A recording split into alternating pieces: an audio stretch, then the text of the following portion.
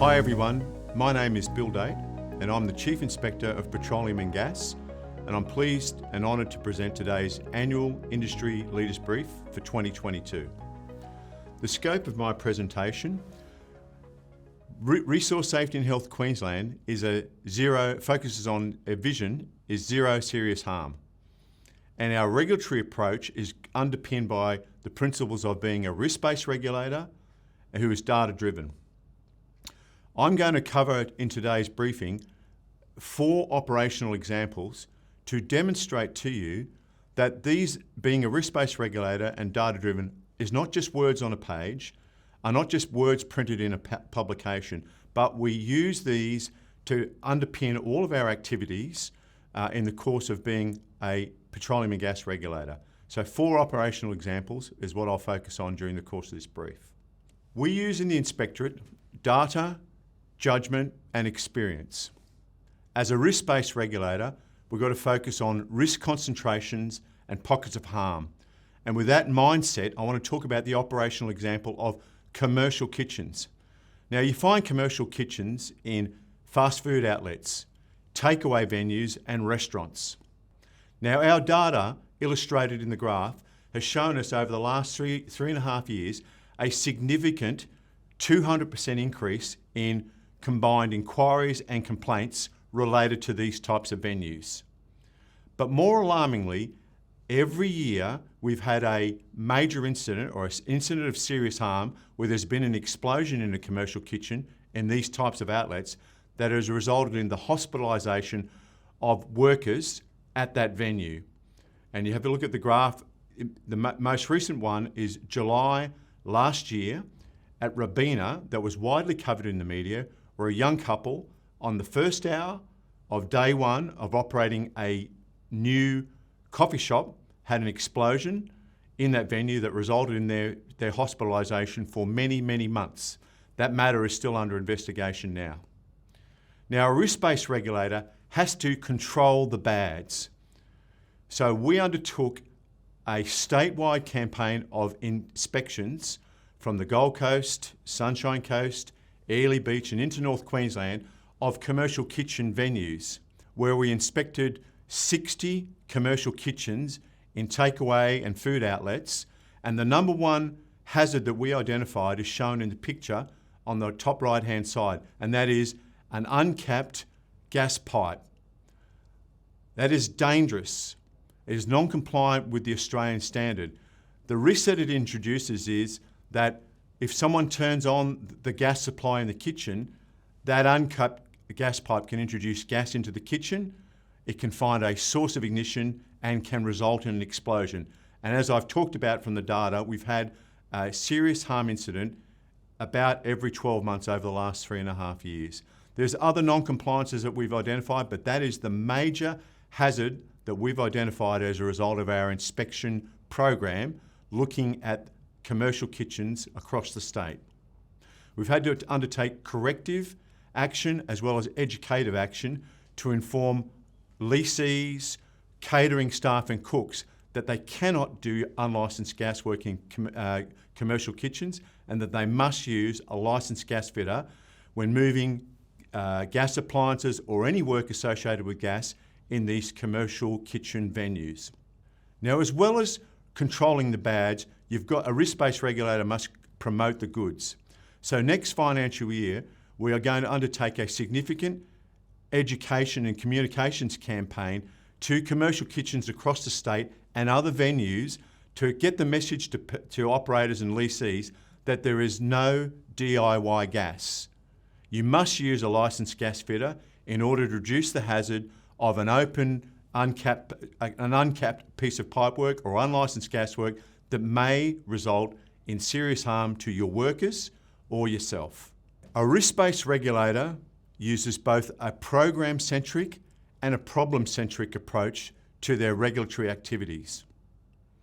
A program-centric approach, for example, is a compliance program that the Petroleum and Gas Inspectorate undertakes. This financial year, as part of our compliance program, we'll be undertaking 1,250 inspections and completing 73 audits, a program of activities. But what I want to talk about is the problem-centric approach. Professor Malcolm Sparrow of Harvard University talks about pick a big problem and fix it. And that's a nice segue into this next operational example I want to talk about, which is gas systems in recreational vehicles, or camper vans and caravans. If we have a look at the data, in the light blue bars, you can see the level of inquiries over the last 3 years of gas systems in camper vans and caravans has climbed from approximately 3 years ago, 100 inquiries, to, if we didn't take some action, didn't address this problem, to potentially over 300 inquiries or complaints. These are time-consuming, involve a member of the public or the community who owns a caravan or camper van, and take a lot of work to understand, to investigate and resolve the issue. So complaints take a lot of work. Alarmingly, about every 12 to 13 months, we've had an incident of serious harm in caravans or camper vans, where there has been an explosion inside a caravan or a camper van, resulting in serious harm. If I draw your attention to the right-hand side to the images, we had an explosion in a $200,000 caravan a couple of years ago on the Sunshine Coast that resulted in the burns to one of the brand new operators on day one of owning that caravan in the top right-hand image. And this is exacerbated by the fact that inside a caravan, it's a small space, as you can see in the bottom photo, of the kitchen and the dining area is in close proximity. So this is a serious problem. So what did we do in terms of this problem-centric approach? Our thesis was that gas systems on caravan and camper vans are not being made compliant when the caravan or camper van is being manufactured at the point of manufacture. We have over 60 manufacturers in this state. So we have collaborated with the peak industry body and we are going right now through this program-centric approach to inspect every manufacturer of caravans and camper vans in Queensland to have a look at how the gas system is being installed by gaswork licence holders. We've completed 12 inspections out of the 60 total manufacturers, and to date we have found non-compliance with all 12 manufacturers.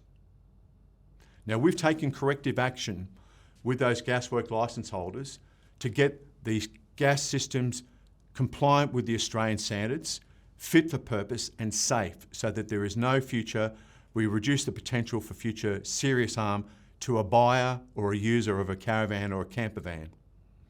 We have further work to go, but our hypothesis is that if we get the gas system installed correctly and compliant right from the start, at the point of manufacture, that in 3 years' time we will see, instead of a continuing increase in complaints and inquiries, as shown by the blue bars, we will see a decrease in the amount of inquiries coming to the Inspectorate about gas systems in caravans, because they are being installed and assembled correctly per the Australian standard at the point of manufacture.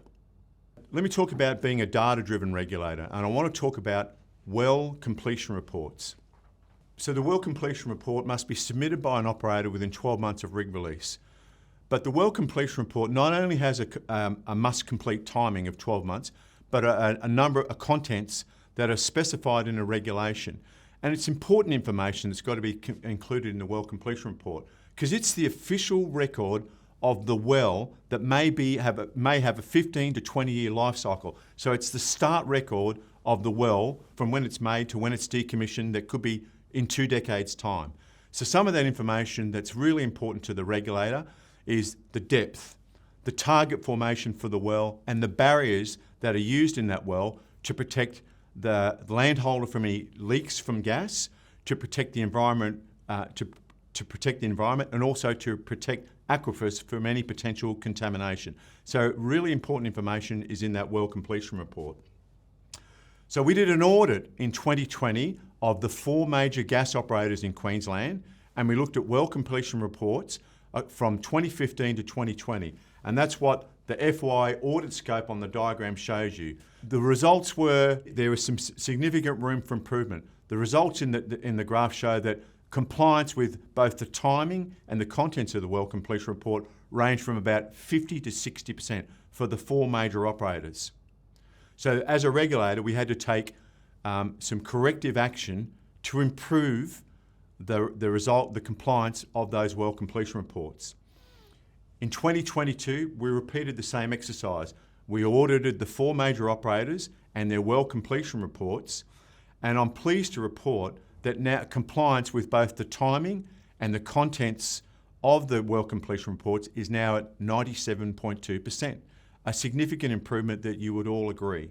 We will repeat this exercise in 2 years' time, and our aim is to see that at 99.99% compliance. Now, it's not just about compliance. As I re-stress, there's important functions from a well completion report. The information provided in it reduces the potential for serious harm of the landholder or worker from a gas leak, reduces the potential for an aquifer contamination, and protects the environmental values of that well in the private property or on the land that it's been drilled upon. A risk-based regulator has got to continually assess their operating environment and adapt its approach. So in 2018, at this particular industry leaders brief that was at Parliament House, I spoke about the Petroleum and Gas Inspectorate being too predictable, too routine.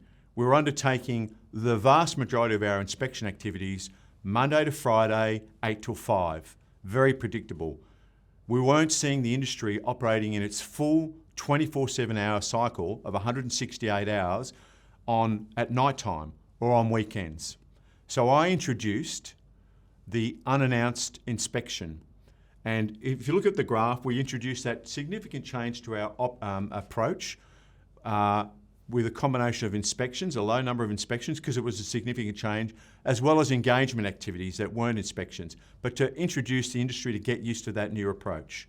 And now we've normalised that, as the data would show you on the graph, where it's around about 15 to 20% of our inspections are unannounced inspections. And across all inspectorates, unannounced has been normalised as an approach, and anybody can look at the Resource Safety and Health Queensland dashboard and see the percentage of unannounced inspections that any inspectorate, including petroleum gas, is undertaking in a financial year. That's not the only adaptation we've undertaken. So we also undertake weekend inspections and nighttime inspections as part of our adaptive approach. The top right-hand image is a nighttime inspection of a rig that I participated in with one of my inspectors, because I think everybody out there in the audience would agree that there are a range of different hazards, such as illumination, that you may encounter at night. And it's incumbent on us as a risk-based regulator to see how those hazards are being managed by operators at night as opposed to daylight. We also have undertaken a new inspection called the Activities Focused Inspection. And the image on the bottom right is an example of an AFI, or an Activities Focused Inspection. What is this? This is an approach where the inspectorate inspects work being undertaken by an operator's own staff using their own procedures in their everyday workplace. Our inspectors have that, whether it be a standard operating procedure or a JSA, and observe that 2, 3, 4, 5 hour activity being undertaken by an operator's own staff. And then at the end of it, we provide an independent report back to the site safety manager or the health and safety official from that particular operation as to the feedback on how the staff undertook that particular activity using their own procedure. So it's just a variation on our inspectorate, but we've had positive feedback from operators on the activities focused inspection.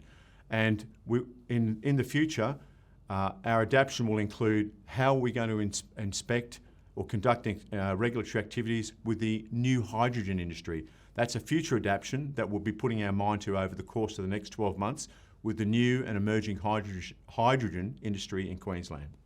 I want to talk about the Resource Safety and Health Queensland Compliance and Enforcement Policy 2021. Everybody in the resource industry, and including petroleum and gas operators and gas fitters, should read this policy. This document is publicly available on our website. You can download it. But it articulates in a number of short pages the regulatory approach and values that RSHQ operates by, and the regulatory principles that inform our decision making, whether that be a compliance decision or an enforcement decision. For example, our considerations around transparency, our considerations around consistency and procedural fairness. I commend this document to you, and if you hadn't had a chance to read it, download it. It's only 12 pages. It's well worth reading. I thank you for your attention today. If you have any further inquiries about today's presentation or any other matters associated with the Petroleum and Gas Inspectorate, on the screen there are a couple of communication options open to you. To get in contact with us, feel free to use them and give us a call or send us an email at any time. Thank you.